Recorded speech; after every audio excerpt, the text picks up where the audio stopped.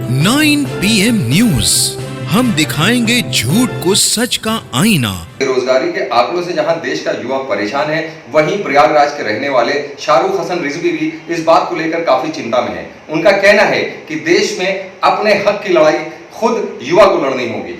आइए देखते हैं पूरी रिपोर्ट। 35% ऐसे लोग हैं जिनकी आयु 25 तक और 25 से नीचे तक की है। इतना युवा देश पुराने ढर्रे पे चले आ रहे हैं, पॉलिटिशियन हैं, क्या वो सिर्फ उन्हीं में उलझा हुआ है या उन्होंने उनको उलझाया हुआ है? जो बेसिक मुद्दा है उससे उनको डाइवर्ट करा जा रहा है, जो रोजगार का है, शिक्षा का है, हेल्थ इश्यूज के हैं, वो सारे मुद्दे से वो सब गायब हैं। उत्तर प्रदेश में 2022 में होने वाले विधानसभा चुनाव में विभिन्न राजनीतिक पार्टियां क्या आम जनता से जुड़े मुद्दों पर इस बार चुनाव लड़ेंगी? लगातार कई प्रदेशों में विकास जैसे मुद्दे छाने के बाद चुनाव में जाति धर्म जैसे मामलों में कमी आई है। ऐसे ही मुद्दों को लेकर अब युवा पीढ़ी भी लगातार सवाल कर रही है।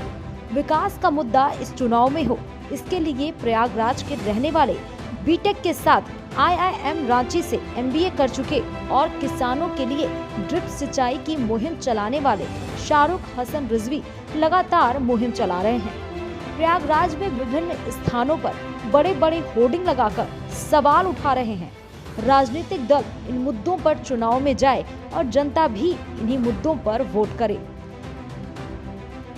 मेरी सोच ये है कि हर युवा की एक अपनी आइडेंटिटी है।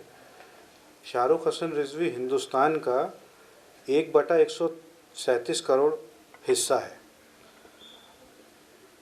राजनीति में हो क्या रहा है कि एक बहुत बड़ा जो एक वैक्यूम एक तरीके से कह सकते हैं युवाओं का है। अगर आप देखिए कि 65% आबादी तक के आबादी जो है हमारे 35 साल और 35 साल के नीचे तक के लोग हैं और 35% ऐसे लोग हैं जिनकी आयु 25 तक और 25 से नीचे तक की है। इतना युवा देश, और आपको जान के बड़ा ताज्जुब होगा कि लोकसभा और राज्यसभा में कुल ऐसे युवा नेता या युवा MP सिर्फ 12% की तादाद पे हैं। तो युवा हमारा जा कहाँ रहा है? शाहरुख का कहना है कि इस बार के चुनाव में बिजली, पानी, महिला, सुरक्षा जैसे मुद्दे अहम होंगे और इन्हीं मुद्दों पर जनता वोट करेगी।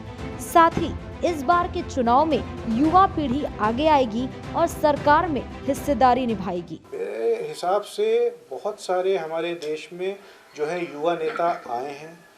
आप ट्रैक रिकॉर्ड अगर देखिए तो उत्तर प्रदेश के भूतपूर्व मुख्यमंत्री श्री अखिलेश यादव जी, उन्होंने बहुत काम करा। अब चूँकि कुछ कारणवश जनता जनार्दन का सपोर्ट नहीं रहा, उनकी सरकार नहीं रही, लेकिन उन्होंने काम करा, वो यूथ को आगे लाए। आप आंध्रा में आ जाइए, TDP की एक कन्वेंशनल सरकार थी, चंद्रबाबू नायडू की सरकार थी, उनको एक युवा चेहरे ने हराया, जिसको जो कि कांग्रेस से अलग होकर उन्होंने अपनी एक पार्टी खड़ी करी अपने फादर के नाम पे, YSR कांग्रेस, वो आए।